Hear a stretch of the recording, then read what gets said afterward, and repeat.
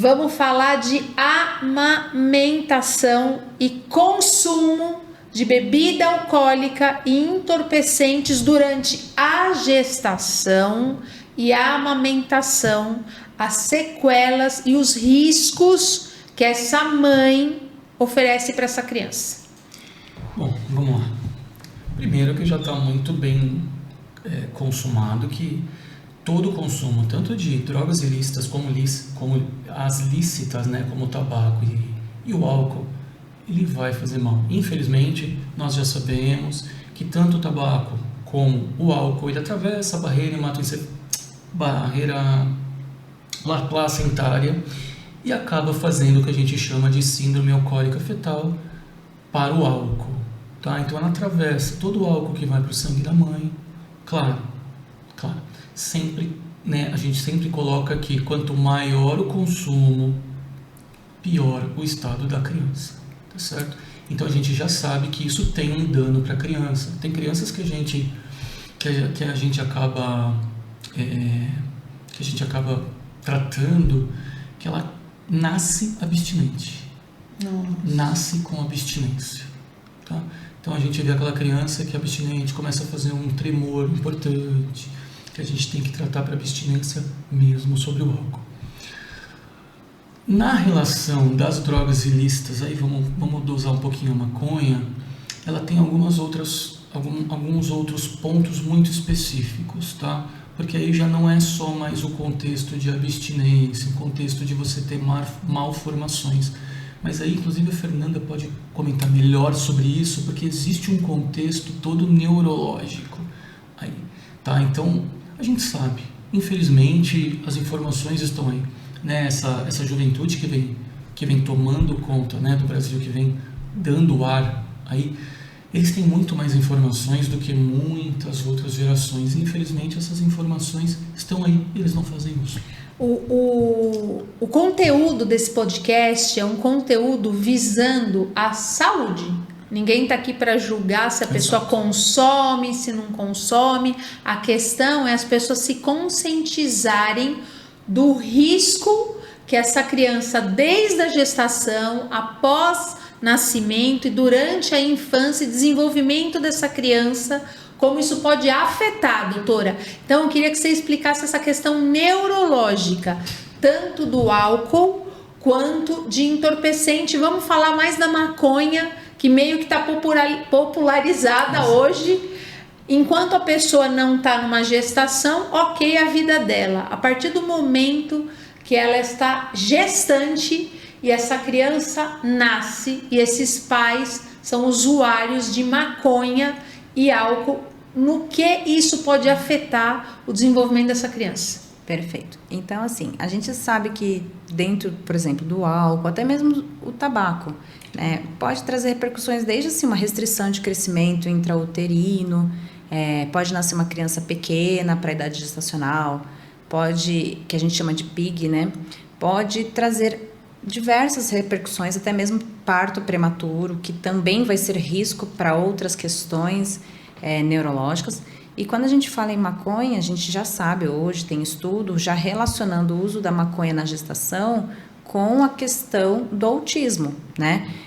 Eu gosto de reforçar para que as pessoas não entendam errado. Não é que usei maconha, meu filho vai ser autista com certeza. Não, não é isso. Não é um fator causal direto.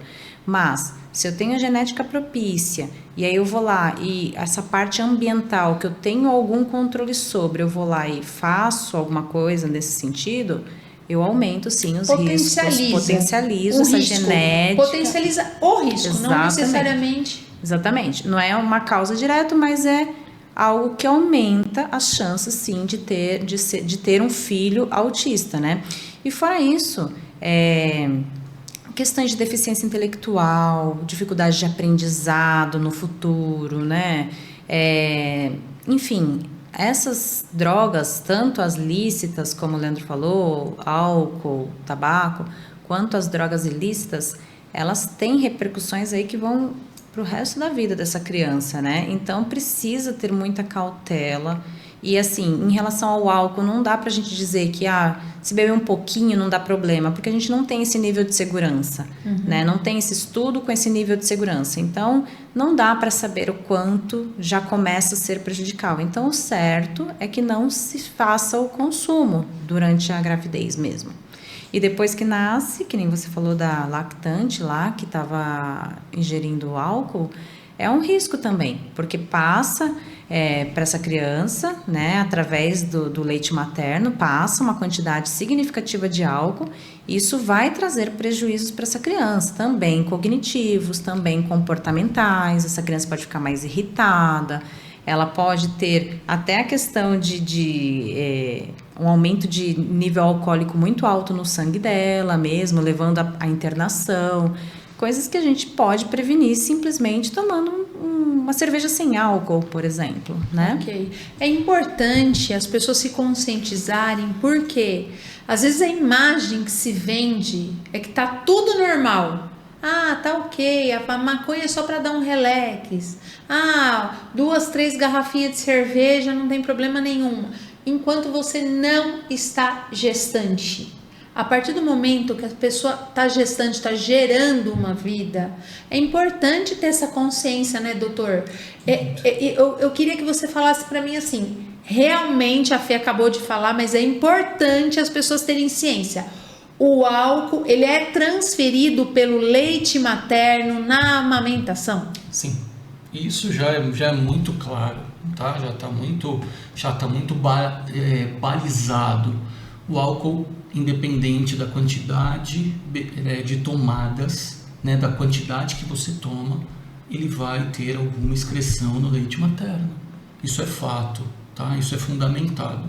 O que a gente não pode esquecer, quer dizer, que assim, tem muita gente que, infelizmente, na verdade, felizmente, tem um pouco mais de conteúdo, um pouco mais de conhecimento, fala assim, então quer dizer, no primeiro trimestre é o trimestre mais complexo da maternidade, porque é o trimestre que está se formando o bebezinho, então quer dizer, se eu não beber ali, no segundo e no terceiro está tudo tranquilo. Não existe isso, a gente não tem como afirmar. Que informação importante. A gente não tem como afirmar. A gente sabe que o primeiro trimestre, tá certo?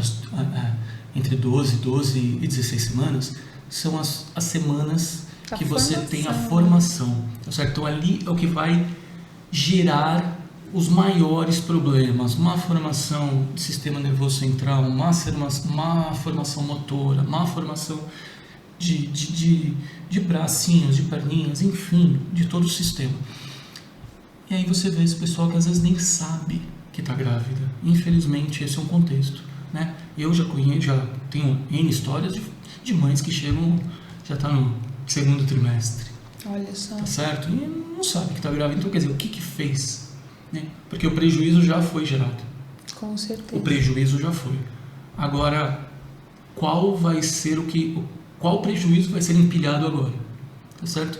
Então, infelizmente, essa é uma informação também, tá certo, que está muito bem difundida, mas como eu digo, as pessoas não vão atrás e muitas vezes nós não vemos informações da própria mídia mesmo, né? Com certeza. Que tem essa obrigação de você informar a população. Infelizmente, isso a gente não. Eu me senti assim.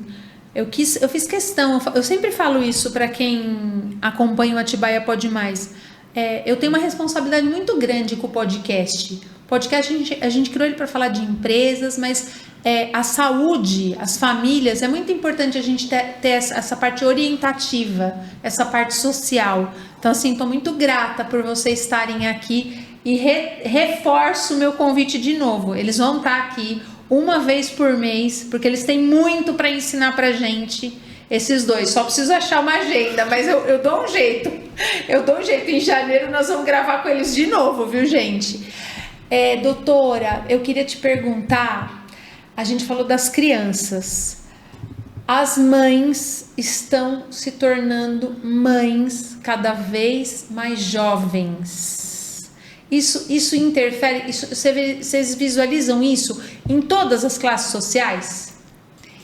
O que a realidade polêmico, mostra? Hein, Cris? Mas assim, Sim, claro que tem isso em todas as classes, porém, vamos falar em quantidade.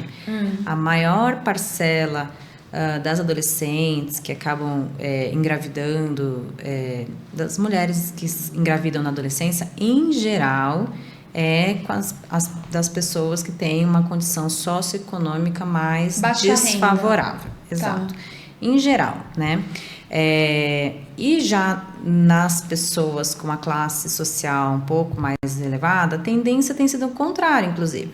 Mulheres que esperam ter profissão, ter se estudo, consolidar isso, aí vai ser mãe, já uma mãe madura, que inclusive tem sido o público que eu mais atendo, porque aí a gente pensa nos riscos inerentes a ser mãe mais tardiamente, que acaba tendo aí uma correlação com o autismo, no qual eu trabalho.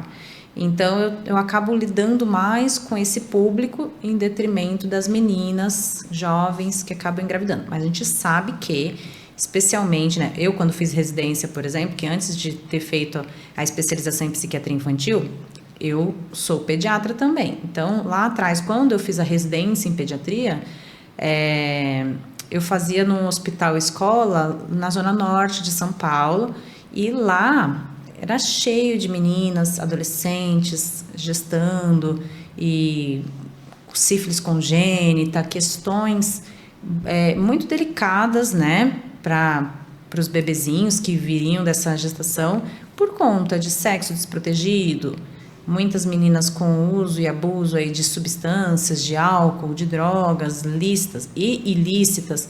Então, isso, infelizmente, está, né, difundido. Mas eu entendo que, infelizmente, é maior no público de uma renda, de uma classe social mais desfavorável, vamos dizer assim. Olha só, doutor, eu queria que você explanasse pra gente, hoje você atende em UBSs também, né? Também. Quais as maiores sequelas que esse público tem gerado? Essas crianças, elas estão nascendo. Quais são as maiores sequelas que você vivencia hoje, que são consequências dos pais que tiveram esse tipo de conduta na gestação? Eu acho que isso é fundamental, porque infelizmente a gente tem uma quantidade, né, de pacientes que estão declinando, e eu digo declínio cognitivo, tá? Eu visualizo isso como um declínio cognitivo decorrente de toda desse uso indiscriminado, né, de droga, de... Você que é de Atibaia, que nos assiste, curte, compartilha, se inscreve, dá o seu like, que é muito importante pra gente.